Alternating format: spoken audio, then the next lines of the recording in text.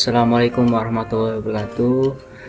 Perkenalkan, nama saya Ahmad Fatuni Ramadan, NPM 174290004 dari Teknik Informatika semester 8 Fakultas Sains dan Teknologi Universitas Pancasakti Bekasi, akan membuat materi untuk UTS mata kuliah kewirausahaan dengan dosen Pak Endang. Ya, langsung saja untuk materinya, yaitu kewirausahaan. Definisi kewirausahaan adalah berasal dari kata wira dan usaha. Wira yang berarti pejuang, pahlawan, manusia unggul, teladan, berbudi luhur, gagah berani, dan berwatak agung. Kemudian usaha berarti perbuatan amal, bekerja, berbuat sesuatu. Jadi wirausaha adalah pejuang atau pahlawan yang berbuat sesuatu.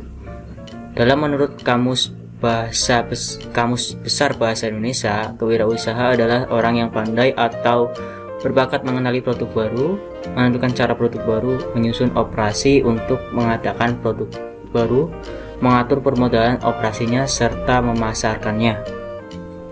Kemudian peranan kewirausahaan ada 4, yaitu sebagai salah satu jalan keluar untuk memecahkan masalah ketenaga kerjaan, yaitu untuk mengurangi pengangguran, kemudian turut membangun perekonomian nasional dan tidak membebani pemerintah dan masyarakat.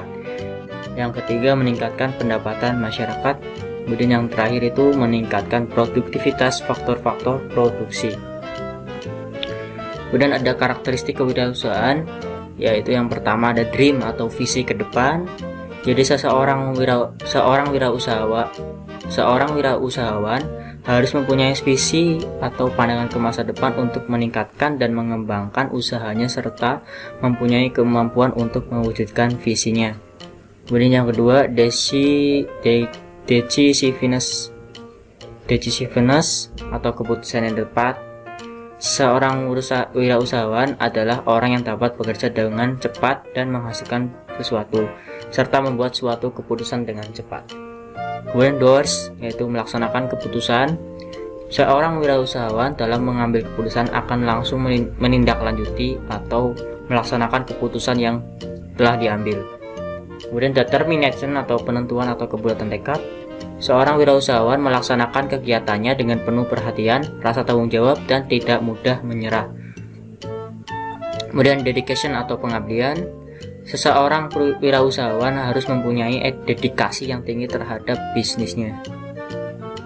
Kemudian ada devotion atau mencintai pekerjaan. Seseorang wirausahawan harus mencintai pekerjaan, bisnisnya, dan produk yang dihasilkannya. Yang beberapa tadi ada details, jadi dapat merinci. Seorang wirausahawan sangat memperhatikan faktor-faktor yang sangat rinci terhadap apa yang terjadi selama menjalankan kegiatan usahanya. Jadi harus dirinci dalam faktor-faktor untuk menjalankan kegiatan usahanya, serta merinci kelemahan-kelemahan yang dapat menghalangi atau menghambat dari usahanya. Kemudian destinity atau bertanggung jawab atas nasib usahanya. Seorang wirausahawan bertanggung jawab atas nasib dan tujuan yang hendak dicapainya.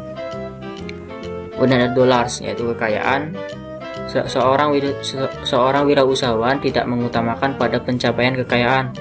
Kemudian ada distribute, membagi-bagi. Seorang wirausahawan bersedia mendistribusikan kepemilikan bisnisnya kepada orang-orang kepercayaannya atau diturunkan ke orang-orang yang dipercaya. Kemudian ada strategi pemasaran. Strategi pemasaran terdiri dari pengambilan keputusan tentang biaya pemasaran dari perusahaan, bauran pemasaran, dan alokasi pemasaran.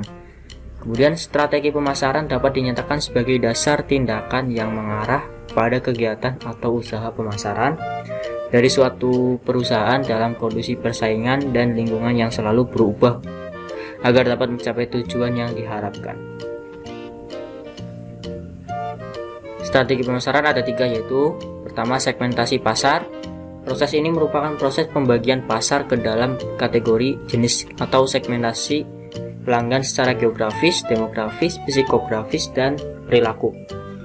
Kemudian sasaran pasaran, proses ini adalah proses di mana akan akan dilakukan evaluasi terhadap segmen pasar, di mana akan ditentukan pelanggan spesifik, golongan atau segmen-segmen yang diinginkan perusahaan untuk menjual produknya.